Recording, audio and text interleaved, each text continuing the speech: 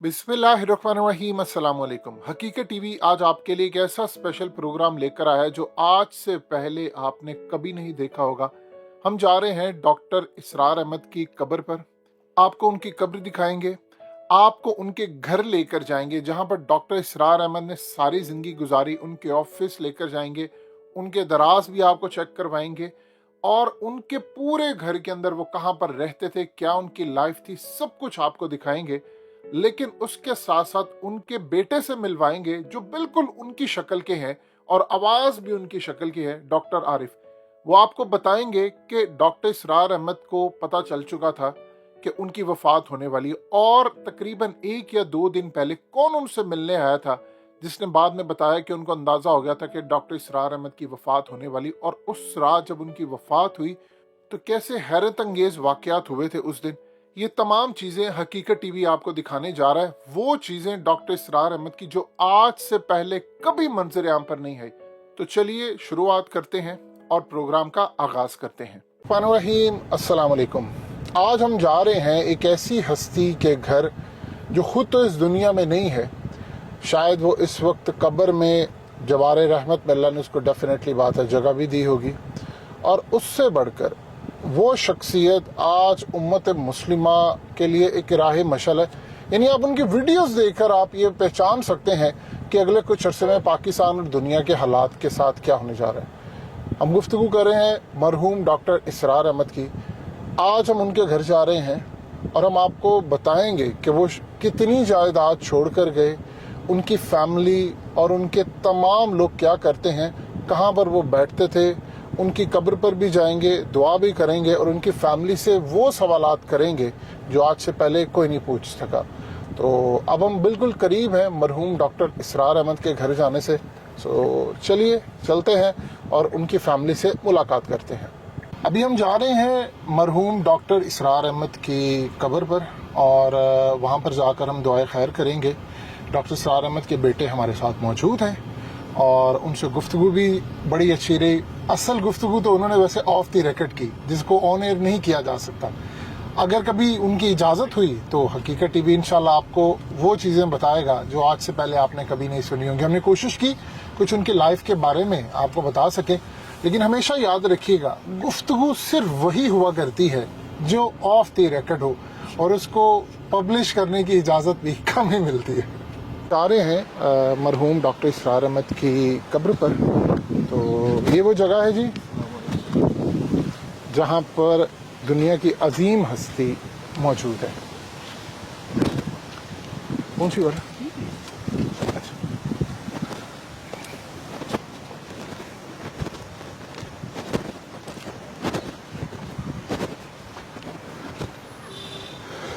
ये है जी, ये है वो अजीम इंसान की कब्र, मरहूम डॉक्टर इसरार अहमद। आप ज़रा उनकी कब्र देखिए, आपको आम कब्रों से ज़्यादा सादी नज़र आएगी, बिल्कुल इस्लामिक असूलों के मुताबिक। यहाँ वो शख्स दफन है जिसने इस्लाम की रोशनी पूरी दुनिया में फैलाई। असल में ये वही लोग होते हैं जो रोशनी फैलाते हैं। आज वो इस दुनिया में मौजूद नहीं है, लेकिन जितने ज़्यादा फेमस वो आज हैं कभी भी ना थे। सो आज हम उनकी कब्र मुबारक पर मौजूद हैं। कितनी करोड़ों रहमतें यहाँ पर नाजिल होती होंगी। वैसे मरहूम डॉक्टर इसरार अहमद कहा करते थे कि कब्र तो असल में एक गड़ा है, इंसान की रुखसती यहाँ से होकर आलम बरज़ख तक जाती है। तो हम उनके लिए दुआ भी करते हैं, इस दुआ के साथ कि उनका पैगाम और उनका जो मिशन था ख़ास तौर पर कि पाकिस्तान आलम इस्लाम का किला बने और यहाँ पर इस्लामिक निज़ाम कायम हो, वो इंशाअल्लाह आज नहीं तो कल ज़रूर पूरा होगा। ये जो है ये ऑफिस ब्लॉक है। ओबे यार ये ऑफिस ब्लॉक है जहाँ पे एक तरफ जो है वो डॉक्टर साहब का ऑफिस आता है, उनके पीए का ऑफिस आता है, और इधर जो है ये रास्ता है डॉक्टर साहब के मस्जिद में जाने का। कहाँ पर बैठा करते थे डॉक्टर इसरार जी अहमद? मैं बताता हूँ, आइए चलिए। जब वो नमाजें पढ़नी होती थी सिंपल, तो वो आके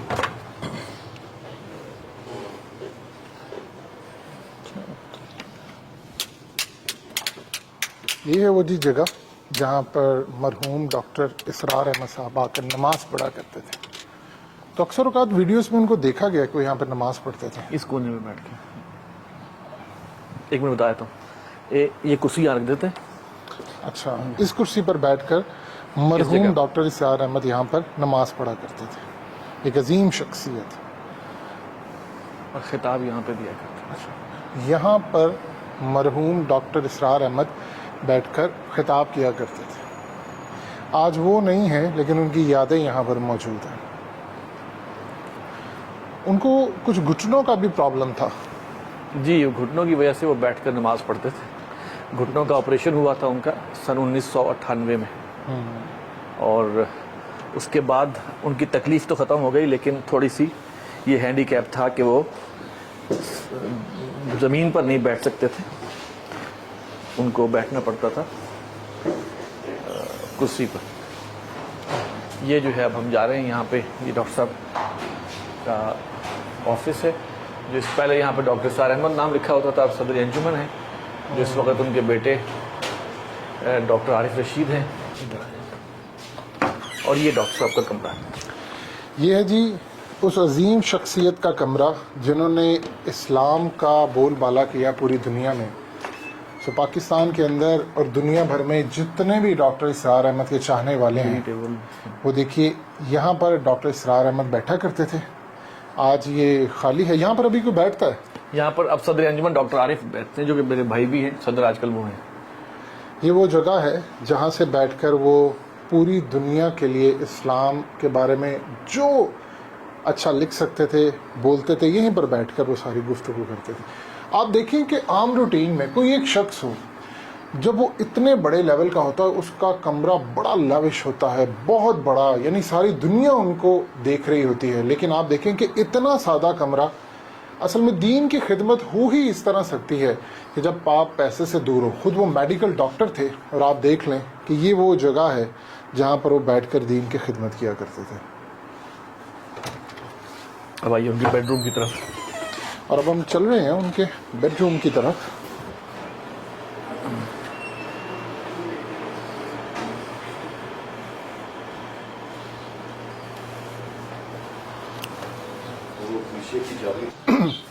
ये डॉक्टर इसरार अहमद साहब के बेटे हैं। आप इनकी शक्ल देखिए ज़रा, वैसे हर एंगल से देखते हैं। ये आपको, मुझे लग रहा है मैं डॉक्टर इसरार अहमद से मिल रहा हूँ। आप ज़रा बोल कर दिखाएं, और आपकी वॉइस भी बिल्कुल वैसी है।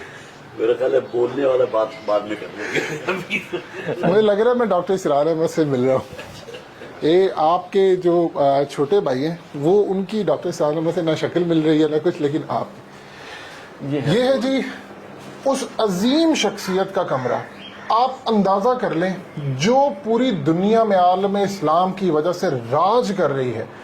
शायद वो इतना पॉपुलर कभी भी नहीं थे, पूरी दुनिया में वो इतना पॉपुलर नहीं थे जब वो जिंदा थे। आप ज़रा कमरे की हालत देखिए कि आप अंदाज़ा लगा सकते हैं, एक आम घराने में 15,000 रुपये कमाने वाला शख्स, उसका कमरा इस कमरे से ज़्यादा अच्छा है।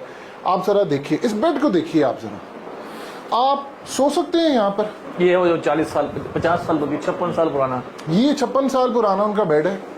अब आप अंदाज़ा लगा लें कि आम घर में कोई शख्स जो भी है, यानी जिसके पास 15,000 रुपये भी, वो भी शायद इससे अच्छे बेड को इस्तेमाल करता है। ये टेबल उन्हीं की है, ये उनकी टेबल थी, यहाँ अकेले बैठ के नोट्स बनाया करते थे।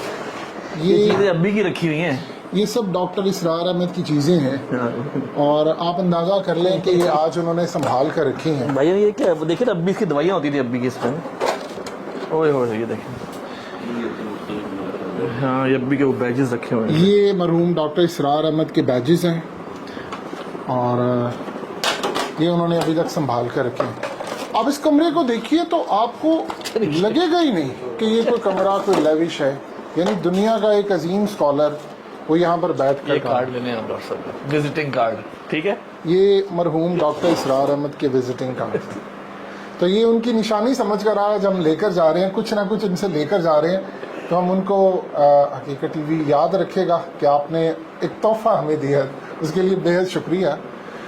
आप ये रूम देखिए, और इस रूम के अंदर आपको नज़र आएगा कि कोई भी ऐसी चीज़ नहीं है कि जो एक बहुत बड़ा स्कॉलर या शायद उसके पास हो। आज आम रूटीन में किसी ने कोई ऐसी दीन की खिदमत भी करनी हो तो वो पहले डिमांड करता है, मुझे एक ज़बरदस्त सा कमरा चाहिए।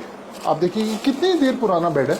یہ میں کہہ سکتا ہوں کہ تقریباً نصف صدی تو لازماً اس پر بیت چکی ہے، اور ڈاکٹر صاحب اس بیڈ پر جب سے ہم یہاں قرآن اکیڈمی آئے اس کے بعد سے یہی بیڈ ہے کہ جو پھر ان کے زیر استعمال رہا، اور یہ 4 پایوں والا ایک باقاعدہ ایک بیڈ تھا کہ جس پر پہلے وہ نیوار ہوتی تھی، نیوار کو اس میں سے ختم کر کے ایک لکڑی کا پھٹا لگا دیا گیا اور اس کے اوپر 2 انچ موٹا جو ہے فوم وہ بچھا دیا گیا تھا۔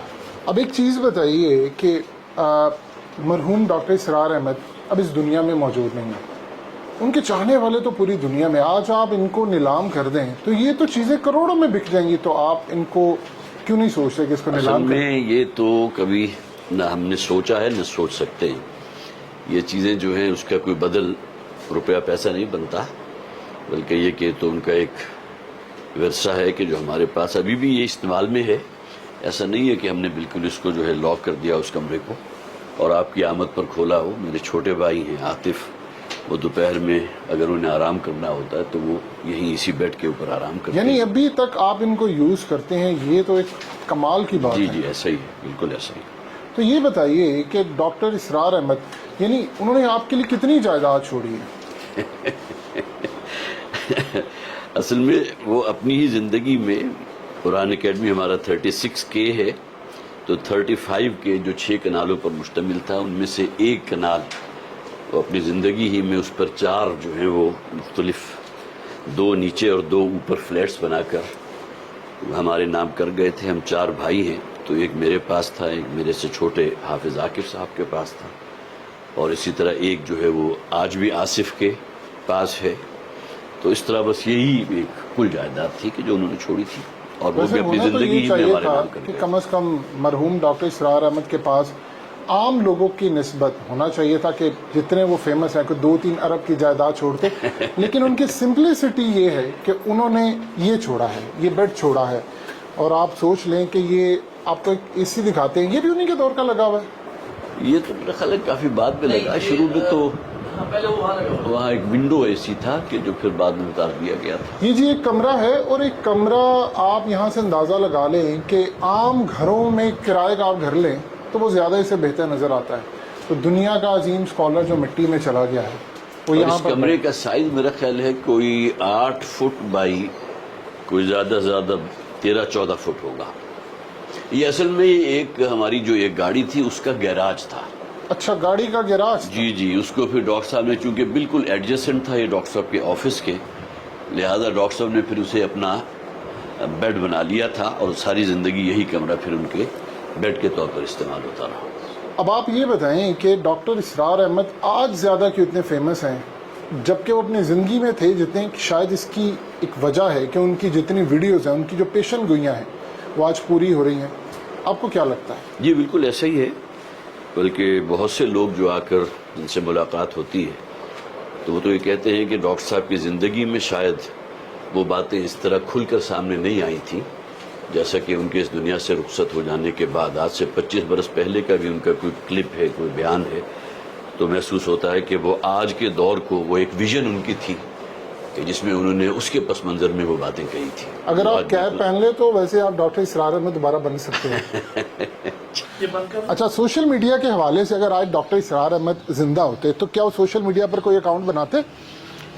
اصل میں ڈاکٹر صاحب تو اس مزاج کے تھے ہی نہیں، اور اس میں اگر آپ کے سامنے یہ بات رکھوں کہ ایک مرتبہ امریکہ جو وزٹ ہوئی تھی ڈاکٹر صاحب کی، تو اس میں کسی صاحب نے وہ جو سیل والی گھڑی ہوتی ہے الیکٹرانک، جی، جس کے اوپر وہ ڈیجٹس آتی ہیں، تو وہ ان کو تحفتاً دی۔ اب وہ اس کا ان کو چونکہ مزاج نہیں تھا، لہٰذا اس کو استعمال کرنا یا اس کا کوئی ٹائم ایڈجسٹ کرنا یا مہینہ ایڈجسٹ کرنا ان کے اس سے بالکل باہر تھا۔ نتیجتاً وہ انہوں نے اسی طرح میرے حوالے کر دی، اچھا، اور کئی سال جو ہے وہ پھر میرے سے استعمال رہی۔ تو وہ ان کا یہ مزاج نہیں تھا، وہ صرف اس ایک پازیٹیو بات کو بہت تو لیکن وہ سمجھتے اپنی تھے کہ ڈاکٹر صاحب کا پیغام اگر اس ذریعے سے قرآن کی دعوت جو ہے وہ اگر بہت وسیع پیمانے پر اگر وہ پھیل رہی ہے تو وہ اپنی جگہ ایک بہت بڑا ایک مثبت کام ہے، کہ جس میں میں سمجھتا ہوں کہ آصف نے، جو چھوٹے بھائی ہیں میرے سب سے، اور اس بات کو وہ اپریشیٹ بھی کیا کرتے تھے، خاص طور پر ڈاکٹر ذاکر نائک کے ساتھ جو ان کا ایک دوستانہ بھی ہے، اور اس کے علاوہ یہ ہے کہ بہرحال اس فیلڈ میں یہ کافی آگے گئے ہیں، تو اس کو اپریشیٹ کرتے تھے کہ وہ قرآن کی اس دعوت کو جو میں نے پیش کی تھی اس کو، جسے آپ کہیے بہت وسیع پیمانے پر، حالانکہ یہ ڈاکٹر صاحب کو تو اب انتقال ہوئے تقریباً 12 برس ہو چکے، لیکن اس وقت بھی اس بات کی وہ گویا کہ اپریسیشن تھی کہ اس ذریعے سے پیغام جو ہے قرآن کا بہت وسیع پیمانے پر پھیلا ہے۔ ایک یاد جو آپ کو ان کی بہت زیادہ آتی ہو، کوئی ایسی بات جو آج بھی آپ کو یاد آتی ہے، جو وہ پرسنل بات ہو، وہ آپ شیئر کریں۔ یہ بہرحال ان کی اب چونکہ ہمارے درمیان موجود نہیں ہے تو کمی تو بہت محسوس ہوتی ہے، اگرچہ جو پیغام وہ پھیلا رہے تھے اور پھیلا ہے بہت وسیع پیمانے پر پھیلا ہے، تو 2 ادارے جو انہوں نے قائم کیے تھے، انجمن خدام القرآن اور تنظیم اسلامی، یہ دونوں الحمدللہ اپنے بس پڑتے اس بات کو لوگوں تک پہنچا رہے ہیں، جو وسائل ہمارے پاس ہیں اس کو استعمال کر رہے ہیں۔ انجمن خدام القرآن جو ہے قرآن حکیم کی وسیع پیمانے پر ایک علمی کاوش ہے، جس میں ہماری جو ہے ورک شاپس ہوتی ہیں، تربیت گاہیں ہوتی ہیں، 1 سالہ کورس ہے، اسی طرح پھر اس کا پارٹ 2 بھی ہے، پھر کلیت القرآن جو ہم نے قائم کیا ہے وہ بھی گویا کہ وہ دینی تعلیم اور اس کے ساتھ ساتھ عصری علوم ان سب کے ساتھ لے کر اس کو چل رہا ہے، تو الحمدللہ یہ تمام چیزیں، لیکن بہرحال ڈاکٹر صاحب اگر ہوتے تو یقیناً اس میں بہت برکت ہوتی ہے، بہت اب یہ بتائیے کہ آپ ایک میڈیکل ڈاکٹر ہیں، آج کل تو ڈاکٹر ارب پتی ہوتے ہیں، کروڑوں پتی ہوتے ہیں، آپ کی حالت دیکھ کر تو ایسا نہیں لگ رہا۔ آپ نے میری اسکریننگ کیسے کر لی؟ کیونکہ جو ڈاکٹرز ہیں ان کے پاس وہ دکھتا بھی ہے، آپ کی کچھ ایسی حالت نہیں لگ رہی، کیونکہ جس کا باپ اگر ڈاکٹر اسرار احمد ہوگا وہ لوگوں پر رحم نہ کرے، یہ ایسا نہیں ہو سکتا۔ اچھا، بہرحال جی ڈاکٹر صاحب سے تو ہم نے یہی سیکھا ہے کہ ہمیں اگر کچھ کرنا ہے تو اپنی اصل زندگی کے لیے کرنا ہے، سمجھے نا جی۔ یہ دنیا ہے، یہاں کے جو 50 60 70 برس انسان جو ہے گزار کے چلے جاتا، اور جو بلینر ہوتے ہیں یا اس سے بھی بڑھ کر آگے دولت مند ہوتے ہیں، شاید ان کی یہ دنیا کی زندگی خاصی تکلیف میں گزرتی ہے، جبکہ ایک وہ شخص کے جو بہرحال جس کے پاس یہاں ایسا نہیں ہے کہ وہ وسائل نہیں، الحمدللہ رہنے کے لیے جگہ ہے، جس طرح ڈاکٹر صاحب نے بھی ایک انٹرویو میں ایک دن جیو کے ساتھ جو تھا اس میں کہا تھا کہ اس چھوٹے سے کمرے جس کی ابھی آپ نے وزٹ کرائی ہے تو اس میں دنیا کی ہر نعمت مجھے مل رہی ہے، چھوٹا سا ایک فریج بھی اس وقت موجود ہوتا تھا بالکل چھوٹے سائز کا، اسی طرح جو ہے اسٹڈی ٹیبل بھی تھی، اس میں ڈرار بھی تھے، اپنے لکھنے پڑھنے کی چیزیں بھی تھی، ایک بیڈ بھی تھا، ساتھ ہی ایک صوفہ کم بیڈ بھی تھا جس پر میری والدہ جو ہیں وہ آرام فرماتی تھی، تو وہ کہتے تھے کہ ہر چیز موجود ہے۔ اسی طرح اللہ کا شکر ہے کہ 4 پہیوں والی گاڑی بھی موجود ہے، رہنے کے لیے گھر بھی موجود ہے، الحمدللہ ثم الحمدللہ۔ یہ بتائیے کہ کبھی کسی حکمران کی جانب سے ان کو کوئی بڑی آفر ہوئی ہو فائنینشلی؟ وفاقی وزارت جو ہے مذہبی امور کی، وہ تو جنرل ضیاء الحق صاحب نے میرا خیال ہے کہ ان کو یہ پیش بہت کی بڑا تھی، انکشاف کر رہے ہیں آپ۔ یہ میرا خیال ہے ایسا ہی ہے کہ وہی آصف مرکزی وزارت پیش کی تھی مذہبی امور کی، ضیاء الحق صاحب کے دور کی بات ہے، لیکن یہ کہ بار انہوں نے کہہ دیا تھا کہ جی جو بھی معاملات ہیں، جو حالات ہیں، اس میں انہوں نے معذرت کی تھی۔ آپ کا انداز ڈاکٹر اسرار احمد کا انداز بڑا ملتا جلتا ہے، بس دعا کیجئے جی، جو ان کے اندر ایک استقامت تھی، جو پیشن، جو جذبہ اور ولولہ تھا، میں سمجھتا ہوں شاید اس کا عشر عشیر بھی میرے اندر موجود نہیں ہے۔ یہ الگ بات ہے، اس میں میرا اپنا کوئی کسب نہیں کہ اللہ تعالیٰ نے لہجہ میرا ظاہر ہے اس ناطے بھی کہ میں اپنے والد صاحب کا بیٹا ہوں، سب سے بڑا بیٹا ہوں، تو لہجے میں بھی وہ مناسبت آ گئی، اور کچھ میرے اندر جس طرح ڈاکٹر صاحب میں بھی تھا، کچھ وہ ایک جلالی کیفیت بھی بعض اوقات آ جاتی ہے، کوئی تحمل کی کمی، ان ڈسپلن کو میں بھی برداشت نہیں کرتا، ڈاکٹر صاحب بھی اس میں معاملات جو ہے کچھ سخت ہو جایا کرتے تھے، باقی اللہ کا شکر ہے۔ ایک دفعہ حقیقت ٹی وی، جب حقیقت ٹی وی نہیں ہوا کرتا تھا، مرحوم ڈاکٹر اسرار احمد سے ہم ملنے گئے تو ہم ان سے سلام لینا چاہ رہے تھے، انہوں نے جھٹک دیا، تو واقعی جی بالکل ایسے ہی یہی پریمیسز یہی تھا، تو انہوں نے جھٹک دیا۔ ایسا وہ کیوں کرتے تھے؟ جھٹک دیا، مطلب وہ کہتے تھے کہ نہیں آپ، ایسا کبھی نہیں ہوا، وہ اصل میں ہوتا یہ تھا کہ جب ڈاکٹر صاحب کا کہیں فرض کیجئے خطاب ہوا تو اب سینکڑوں کی تعداد میں لوگ جو ہے ان سے مصافحہ کرنے کے لیے آگے بڑھتے تھے، اور بہت سے لوگ ہوتے تھے کہ مصافحہ نہیں بلکہ معانقہ بھی کرنا ہے، اور معانقہ بھی ایک پر اکتفا نہیں کرنا، 3 مرتبہ کرنا ہے۔ یہ ساری چیزیں تھی کہ جس کو ڈاکٹر صاحب نے فیس کیا، جس کی بنیاد پر وہ پھر بعض اوقات تقریر کے آخر میں کہہ دیا کرتے تھے کہ میں شروع ہی میں آپ سے معذرت کر رہا ہوں کہ میں آپ سے مصافحہ یا معانقہ نہیں کر سکوں گا، اس لیے کہ اب 2-2.5 گھنٹے کی تقریر کے بعد میں پوری طرح ایگزاسٹ ہو چکا ہوں. یہ وجہ ہوتی تھی، ادروائز تو سوال نہیں پیدا ان ہوتا. کو نیند اب بھی یہ کہا کرتے تھے کہ ساتھ نہیں دینا ہے تو تنظیم میں ہاں یہ بھی ہے، یہ کہہ رہے آپ. صرف مسافر پہ اکتفا نہ کریں بلکہ یہ کہ اس کام میں میرے دست و بازو بنے. اب یہ بتائیے کہ ڈاکٹر اسرار احمد کے جو لاسٹ ڈیز تھے وہ ان کو نی کپ کا بھی پرابلم تھا، یہ کافی سننے نہیں، میں وہ آیا. تو آپریشن ہو گیا تھا، ان کے دونوں گھٹنے جو ہے وہ تبدیل ہو گئے تھے 1998 میں، اور اس کے بعد ٹل ڈیتھ انہیں کوئی گھٹنوں کا کوئی عارضہ نہیں ہوا الحمدللہ. لیکن ادروائز ان کے چونکہ ڈائبیٹک تھے 15-20 سال سے، لیکن وہ بھی اللہ کا بڑا فضل رہا کہ کوئی کمپلیکیشن ڈائبٹیز کی وجہ سے ان کے جو ہے وہ کوئی ایسا عارضہ لاحق نہیں تھا.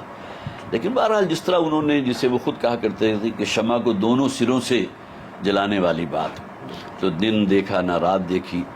اور حد یہ ہے کہ جو ان کی زندگی کا جو آخری ہفتہ تھا اس میں بھی وہ 2 چکر ان کے فیصل آباد کے لگے تھے. ہماری تنظیم اسلامی کی ایک بہت اہم ایک مشاورت وہاں جاری تھی، تو اس میں شرکت کے لیے وہ 1 دفعہ گئے، پھر درمیان میں کوئی طبیعت بگڑی واپس آئے، پھر دوسرے وزٹ میں میں ساتھ گیا. تو یہ سب کچھ ہوا، گویا کہ آخری لمحہ بھی، بلکہ آخری خطبہ جو تھا جمعے کا وہ بھی ان کا یہاں ہماری اس قرآن اکیڈمی کی مسجد میں ہوا تھا، جس میں بعد میں کچھ لوگوں نے کہا کہ ہمیں کچھ اندازہ ہو رہا تھا اس کو سنتے ہوئے، اس لیے کہ انہوں نے کچھ ایسے الفاظ بھی کہے تھے کہ شاید یہ بس میرے آخری ہی باتیں ہیں جو میں آپ سے کر رہا ہوں. تو کہ ہمیں کچھ احساس ہو رہا تھا کہ شاید اب ان کی. یہ دیکھیے جی، ایک سوال جو پورا پاکستان جاننا چاہتا ہے کہ آپ کو کب پتہ چلا کہ ڈاکٹر اسرار احمد اس دنیا میں نہیں رہے، اور اس سے بھی بڑھ کر آپ کا ریئیکشن کیا تھا؟ کیا اس سے پہلے ان کی طبیعت کبھی خراب رہی تھی؟ کیا صورتحال تھی؟ اس بارے میں لوگوں کو ذرا بتائیے. اصل میں کچھ عوارض تو ڈاکٹر صاحب کے ساتھ ایسے تھے کہ جو کم و بیش 10-15-20 سال سے چل رہے تھے. اس میں ڈائبٹیز بھی تھا، بلڈ پریشر کا معاملہ تھا.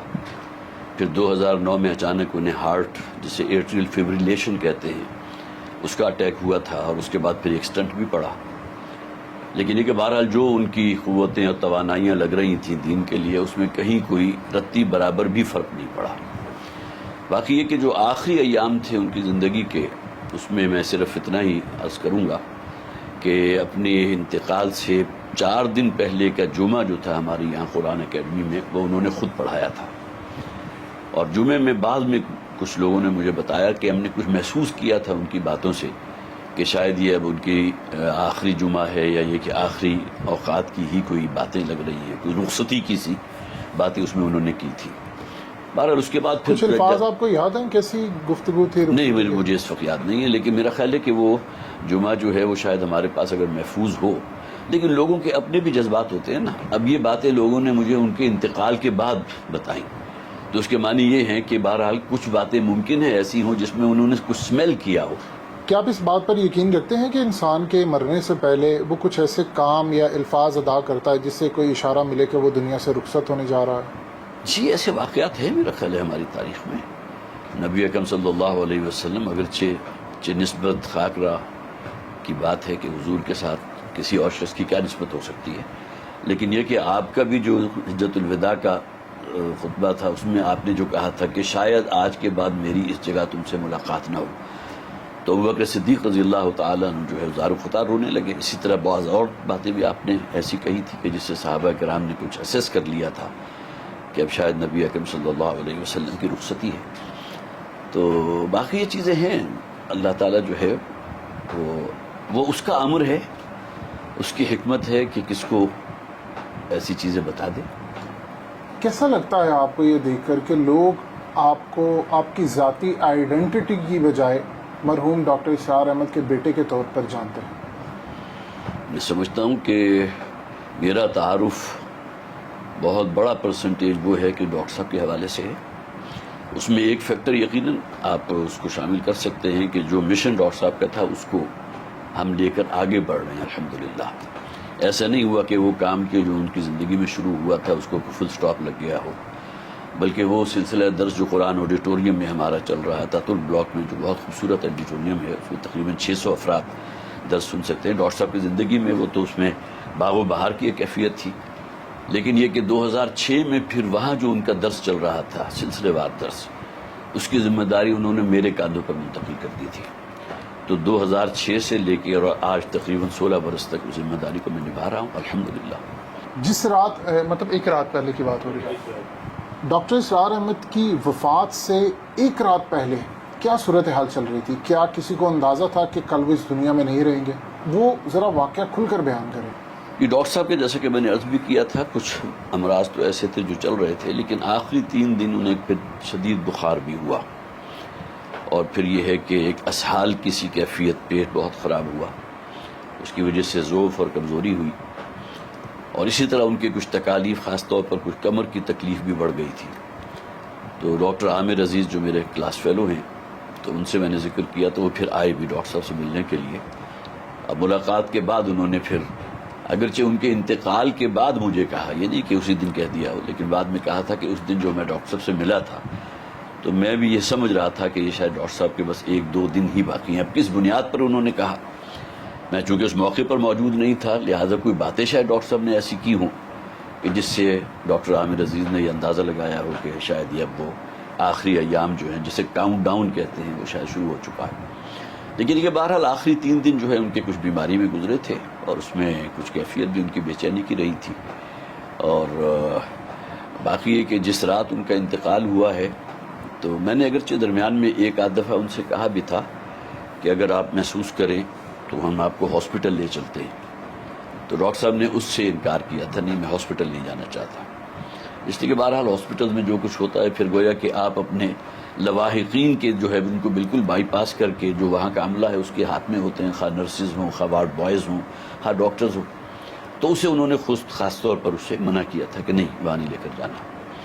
تو خیر بہرحال اس کے بعد رات کو جب ہم رخصت ہوئے تو طبیعت ٹھیک تھی، اگرچہ کچھ بخار بھی تھا، لیکن یہ کہ کوئی رات 3 بجے کے قریب پھر جو ان کا ایک خادم ہے جو میرا خیال ہے کم و بیش 10 سال ان کے ساتھ رہا ہے، اور وہ ڈاکٹر صاحب کے ساتھ ہی اسی کمرے میں وہ جو چھوٹا صوفہ کم بیڈ ہے اس کو فولڈ کر کے تو زمین پر وہ بچھا کے میٹرس وہاں سویا کرتا تھا. تو اس نے کوئی 3 بجے کے قریب مجھے فون کیا کہ ذرا آئیے ڈاکٹر صاحب، مجھے ٹھیک نہیں لگ رہی طبیعت. اب جب میں گیا تو کوئی کسی قسم کا وہ شور ہنگامہ بالکل نہیں تھا. تو میں نے کہا تمہیں کیسے پتہ چلا؟ تو ڈاکٹر صاحب تو شاید ابھی سو رہے ہیں، اس لیے کہ میں ابھی کچھ فاصلے پر تھا. تو اس نے کہا جی کہ ڈاکٹر صاحب کی کوئی خراٹوں کی جو آواز ہوتی ہے وہ کم سے کم 10-15 منٹ سے میں دیکھ رہا ہوں کہ وہ میں نہیں سن رہا. تو اس پر پھر میں ذرا تھوڑا سا چوکنا ہوا کہ کیا معاملہ ہے. تو میں چونکہ میڈیکل ڈاکٹر بھی ہوں تو میں نے پھر جب آگے بڑھ کر دیکھا تو محسوس ہوا کہ وہ جو بھی علامات ہوتی ہیں کسی شخص کے زندہ ہونے کی وہ موجود نہیں تھی. آنکھوں کی پتلی جو ہے وہ بھی ریئیکٹ نہیں کر رہی تھی، اسی طرح بی پی جو تھا وہ نہیں تھا. تو معلوم ہوتا ہے کہ اسی عالم نوم میں وہ جو سوئی ہوئی حالت ہی میں اللہ تعالیٰ نے فرشتہ اجل کو بھیجا ہے اور اس نے اس روح کو قبض کر لیا. تو کوئی کسی قسم کی تکلیف، کوئی ہنگامہ کہ فوراً بھاگو دوڑو ہاسپٹل کی طرح بلاؤ 112 کو اور یہ کرو اور وہ کرو، اس کی کوئی نوبت ہی نہیں آئی. کیا آپ سمجھتے ہیں کہ ڈاکٹر اسرار احمد کا مشن ابھی تک ادھورا ہے؟ جی میں سمجھتا ہوں، اس لیے کہ ڈاکٹر صاحب کو اس پاکستان کا قیام چونکہ اسلام کے نام پر ہوا ہے، اور خاص طور پر اس بات کو جتنا ڈاکٹر صاحب نے ہائی لائٹ کیا ہے کہ جس طرح قرآن حکیم 27ویں شب نازل ہوا، اسی طرح اللہ تعالیٰ نے پاکستان کا تحفہ بھی ہمیں 27ویں شب ادا کیا ہے. تو یہ ایک بہت بڑی بات ہے. لہذا وہ سمجھتے تھے کہ ڈیسٹنی جو ہے وہ تو انشاءاللہ جو بھی آخر میں جو کوئی تحریک اٹھے گی، اور پھر وہ جو امام مہدی ہے وہ بہرحال اپنی جگہ ایک موضوع ہے، اس کے اوپر میں کوئی گفتگو نہیں کرنا چاہتا، وہ ایک علمی موضوع ہے. لیکن یہ کہ جو بھی لشکر اٹھیں گے بالآخر اسلام کو جو فتح ہوگی تو وہ شاید یہی خراسان کا علاقہ ہے جس میں پاکستان. تو بھی آپ کو کیا لگتا ہے کتنا وقت باقی ہے کہ پاکستان اپنی ڈیسٹینیشن تک پہنچ جائے گا؟ کچھ نہیں کہا جا سکتا. جو موجودہ ڈاکٹر صاحب کی آخری زندگی کے جو بھی ہمارے علم میں ہے وہ یہ کہ پاکستان کے مستقبل سے خاصی حد تک مایوس بھی تھے. یہی وجہ ہے کہ ان کی ایک تقریر آج بھی موجود ہے یوٹیوب کے اوپر کہ کیا پاکستان کے خاتمے کی الٹی گنتی کا آغاز ہو چکا ہے. تقریباً 2-2.5 گھنٹے کا ان کا خطاب ہے. کسی کو انٹرسٹ ہو تو میرا خیال ہے یہ عنوان اگر دے گا تو وہ جو ہے نیٹ کے اوپر حاصل کر لے گا. لیکن یہ کہ اس کے باوجود بھی ایک موہوم سی ایک امید ضرور تھی کہ جہاں اللہ تعالیٰ کی عنایت اتنی رہی ہے کہ کیسے کیسے کرائسس میں سے پاکستان کو اللہ نے نکالا ہے، تو کیا جب کہ اللہ تعالیٰ وہ آخری مرحلہ ہے وہ بھی یہاں پاکستان کے رہنے والوں کے نصیب میں. جب آپ دیکھتے ہیں کہ مرحوم ڈاکٹر اسرار احمد کی جو پیشن گوئیاں یا گفتگو ہے وہ آج پوری ہو رہی ہے اور ہر شخص کے موبائل میں وہ کلپ موجود ہے، تو کیا آپ کا ریئیکشن ہوتا ہے یہ سب دیکھ کر؟ تو ریئیکشن تو جو ہر شخص کا ہوتا ہے وہی میرا ہوتا ہے کہ واقعتاً اللہ تعالیٰ نے جو ویژن ڈاکٹر صاحب کو دی تھی تو اسی کا ایک گویا کہ ظہور تھا کہ جو آج سے 25 برس پہلے کی باتیں بھی ان کی اب بالکل سچ ثابت ہو رہی ہیں، خاص طور پر عالم عور کے حوالے سے جو باتیں انہوں نے کی۔ عرب ڈاکٹر اسرار احمد سے کیوں پریشان ہے اور خفا کیوں ہے؟ کیا یہ بات سچ ہے کہ ان کے خطابات پر پابندی ہے عرب ورلڈ میں؟ اصل میں ایک زمانہ تو ایسا تھا کہ جب کہ ڈاکٹر صاحب نے جب وہ اسلامی انقلاب اور خلافت کی بات کی تھی تو ڈاکٹر کو پابندی لگی تھی، خاص طور پہ متحدہ عرب امارات میں تو ڈاکٹر صاحب وہاں چلے گئے تھے اور وہاں سے ایئرپورٹ سے واپس کیا گیا تھا، اس لیے کہ وہاں ڈاکٹر صاحب کے کچھ پروگرام وغیرہ پہلے سے ارینجڈ تھے، لیکن اس پر جو ہے نوبت نہیں آئی، وہیں ایئرپورٹ پر اترتے ہی معلوم ہو گیا کہ یہاں اب آپ داخل نہیں ہو سکتے۔ تو بہرحال وہ اپنی جگہ ایک بہت بڑا ایک باب ہے کہ ان کے اندر کیا چیزیں خلافت کہ جس میں اصل شے جو ہے وہ بادشاہت نہیں ہے بلکہ خلیفہ ہونے کا تصور، تو وہ چیز آسانی سے جو ہے پیلیٹیبل تو نہیں ہے نا۔ کیا آپ سمجھتے ہیں کہ پاکستان میں اسلامک نظام کبھی آ سکے گا؟ جی امید تو رکھنی چاہیے، لا تقنطوا من رحمت اللہ، اللہ کی جو بھی ایک جسے آپ یہ ڈیوائن جو اس کا ایک ہے پلاننگ ہے، اس میں کیا جب کہ اللہ تعالیٰ اسی خطے کو اس کام کے لیے منتخب کرے۔ اگر آج ڈاکٹر اسرار احمد زندہ ہوتے تو موجودہ حالات کو دیکھ کر آپ کے خیال میں کیا کہتے ہیں؟ ڈاکٹر صاحب تو پہلے بھی حالات کا بہت شکوہ اور رونا کرتے رہے ہیں، خاص طور پر یہ سود کے حوالے سے جس طرح نواز شریف کو ایک اتنی تکثیت حاصل ہوئی تھی اور 2 مرتبہ ڈاکٹر صاحب کے پاس آ کر اس نے وعدہ کیا تھا، تو اس کے بہت ہی برے اثرات تھے جو ڈاکٹر صاحب پر رہے ہیں کہ ایک شے جو کمٹ کر کے گئے، نہ صرف وہ بلکہ ان کے والد صاحب شریف صاحب، ان کی طرف سے بھی جو گویا کہ اس بات کو کہا گیا تھا کہ جی بالکل ہونا چاہیے، اور اس کے لیے انہوں نے ٹائم فریم بھی دے دیا تھا۔ ان کا کہنا تو غالباً یہ تھا کہ یہ پورے کی پورا جو ہے سودی نظام کو لپیٹو اور 6 مہینے 1 سال کے اندر اندر اس کو اسلامی بینکاری کے اندر جو ہے اس کو تبدیل کرو، لیکن وہ ساری چیزیں جب حکومت خود ہی جو ہے اس کے خلاف اپیل میں چلی گئی، اس فیصلے کے خلاف، تو باقی کیا رہ جاتا۔ یہ ڈاکٹر صاحب کی انتقال کے بعد جو ان کی مختلف تحریریں ہیں، جو کلپس تھے، ان سے کچھ چیزیں منتخب کر کے باقاعدہ پھر ہم نے شائع بھی کی تھی مکتوبہ ختام القرآن کے تحت۔ تو یہ ایک ملفوظات کے نام سے ہے، خطبات کے نام سے، یہ میں آپ کی نظر کر رہا ہوں، اس کا مطالعہ کیجیے گا۔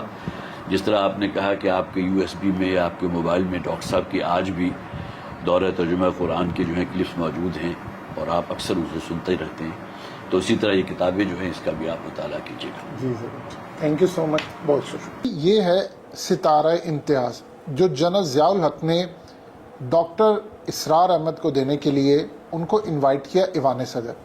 اب اس شخص کی عظمت کا اندازہ کیجئے، وہ ان چیزوں سے بڑے اوپر تھے۔ انہوں نے اس کو ریسیو کرنے سے انکار کر دیا، لینے سے انکار کر دیا، وہ گئے ہی نہیں، اور اس کے بعد پھر ستارہ امتیاز ان کے گھر پر بائی پوسٹ پہنچا۔ ان کے بیٹے نے بتایا کہ یہ ستارہ امتیاز آیا ہے آپ کے لیے، انہوں نے اس کو دیکھا اور وہ رکھ دیا، اور آج تقریباً 40 سال سے زائد کا عرصہ ہو گیا یہ وہیں پر پڑا ہے۔ ہم آپ کو دکھاتے ہیں، ذرا اس کی بیک گراؤنڈ میں دیکھیے، ڈاکٹر اسرار احمد کا نام لکھا ہوا ہے۔ آپ حیران ہوں گے اس بات کو جان کر، اس ستارہ امتیاز کے لیے کتنی اپروچ کی جاتی ہے، کتنی سفارشات کی جاتی ہیں۔ آپ ذرا ہم اس کو زوم کر کے آپ کو دکھاتے ہیں، آپ یہ دیکھیں کہ ڈاکٹر اسرار احمد کا نام لکھا ہوا ہے اور 1981، یعنی یہ جنرل ضیاء الحق نے ان کو دیا، اور پھر وہ آپ کو ڈاکٹر اسرار احمد کے الفاظ بھی یاد ہے ضیاء الحق کے بارے میں، اس کو ہم ریپیٹ نہیں کرنا چاہتے، لیکن آپ اس شخص کی عظمت دیکھیے کہ وہ ان چیزوں سے ابو تھے۔ جب آپ دین کا کام کر رہے ہوتے ہیں تو آپ کو یہ میڈلز، یہ چیزیں کچھ نہیں دیتے۔ آج جہاں پر وہ موجود ہے وہ اس سے بڑے میڈلز لے چکے ہیں۔ یہ وہ ڈاکومنٹ ہے جو اس وقت دنیا میں شاید کسی کے پاس موجود نہیں ہے کہ مرحوم ڈاکٹر اسرار احمد کی جو MBBS کی ڈگری تھی وہ آپ کی اسکرین پر چل رہی ہے۔ یعنی آپ سوچ لیں کہ وہ کتنے قابل تھے۔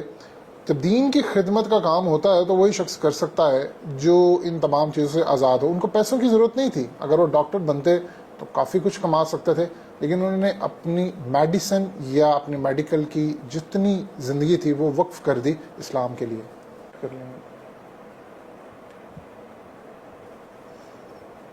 یہ ان کی ماسٹر آف آرٹس کی ڈگری ہے. کون سی؟ اسلامک اسٹڈیز میں. یہ مرحوم ڈاکٹر اسرار احمد کی اسلامک اسٹڈیز میں ماسٹر آف آرٹس کی ڈگری ہے.